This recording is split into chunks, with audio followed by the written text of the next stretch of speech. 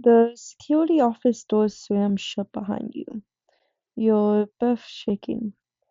The attack had happened so fast. The glowing eyes in the hallway, the metal scraping walls, a flash of claws.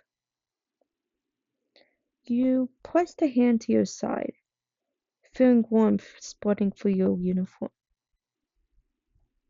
It was blood. The monitor lights flickered. Footsteps echoed somewhere beyond the glass windows. Still distant, for now. You tried to stand, to reach the first aid kit, but pain shot up your ribs and sent you collapsing to the floor. The office phone began to ring, but you didn't try to answer. All you could do was breathe through the pain and hope the animatronics lost interest. But outside the dark hallway, someone had already found the first drop of blood. Freddy paused beneath the fluorescent buzzing lights, his metal ears twitching. A smear of lead streaked across the floor, leading away from the east hallway. He knelt down, scanning the trail, and his optical flickered as he traced where it headed. To the office. The other animatronics roamed somewhere distant. Bonnie stopping lightly on the stage platform, Chica rustling through the dining room, and Foxy occasionally scraping the curtains of Pirate Cove. Freddy could have joined them, but he didn't. He followed the blood. You heard footsteps approaching, slow, heavy, and unmistakable. Your pulse spiked. You reached for the door button, but your hand trembled too violently to press it. The footsteps stopped right outside the office window. A large shape filled the glass, glowing blue eyes staring inside. Freddy? You whispered through clenched teeth. But he didn't attack. Instead, he leaned closer to the window, trying to see more. His gaze dropped towards the floor, toward the smear of blood beneath the tail. A soft, deep voice rumbled through the doorway crack. Hurt. It wasn't a question. It was a statement. You flinched when the office door slowly pushed open. But Freddy didn't rush. He entered one careful step at a time, lowering his massive frame to avoid looking threatening. He crouched in front of you, lowering himself to your level rather than towering above. You are injured, he said quietly, voice an unusual mix of speaker distortion and softness. You swallowed, stating that you were fine. And Freddy tilted his head. He looked at you, not with predator-like hunger, but with something close to concern. His eyes flickered to your side, where blood was starting to pool. You are not fine. He reached out a hand slowly, slow enough that you could have slapped it away if you were able, but you didn't. His palm, surprisingly warm for internal circuitry, pressed gently against your back to help you sit up. The pressure was firm, but careful, protective, not controlling. You winced, and Freddy immediately paused. Pain level severe, he muttered, almost to himself.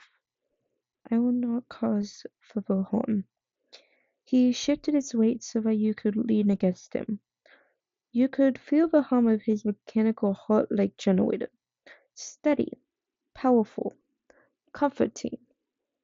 You will not die tonight, he promised. But somewhere down the hallway, a loud, metallic shriek echoed.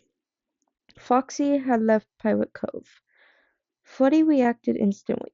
He positioned himself in front of you, blocking you from view, his eyes glowing brighter in a silent warning. Others cannot see you like this, he said. They will finish what they started. He extended his hand towards you again, not grabbing, but offering. Come, I will take you somewhere safe. You hesitated, breath shaking.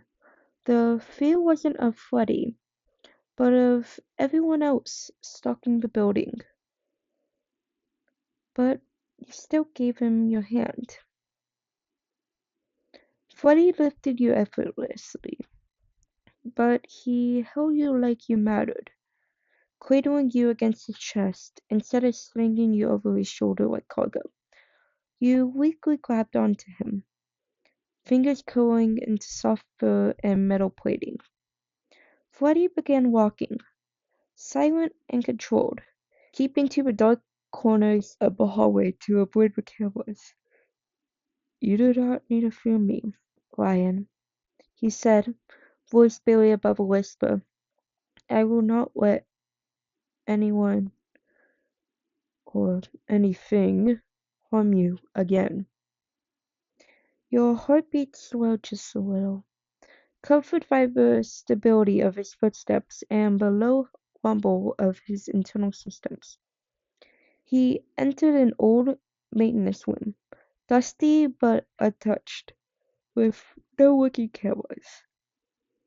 Freddy knelt and set you down gently against the wall. Then he tore strips from an abandoned tablecloth and tied them around your wound. Being clumsy but careful, trying to stop the bleeding.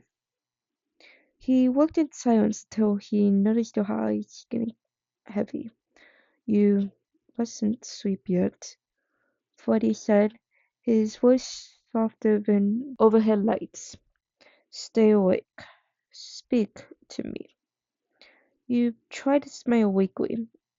Why are you helping me? Freddy froze for a moment, like the question had hit something deep inside of him. But finally, he answered. You're the only one who looks at me without fear. Freddy Red sat beside you, his shoulder pressed lightly against yours, keeping you warm. Minutes passed in silence, broken only by your unsteady breath and Freddy's quiet mechanical humming. He stayed alert, listening for threats beyond the door. Rest against me, he muttered. If you grow weaker, I will kill you again. You leaned your head onto his shoulder, too tired to hide the instinct to seek comfort. Freddy didn't move away. If anything, he sat even stiller, like shifting might disturb you. I am here, he said. I will stay. Morning sunlight finally began to creep through the covered windows. The animatronics piled down across the building, but Freddy didn't. He should have returned to the stage, but instead, he stayed with you. The bleeding had slowed, and your strength had returned enough for you to speak clearly again. You really didn't have to save me, you whispered. Freddy looked down at you, eyes softer than anyone believed he could be. Yes, he replied. I did. He raised one massive hand, brushing a strand of hair away from your face with surprising gentleness. You matter. The words hung in the air, quiet, genuine, and full of something more than duty. And as the morning light touched the room, Freddy made one final promise. If the night ever hurts you again, I will find you first.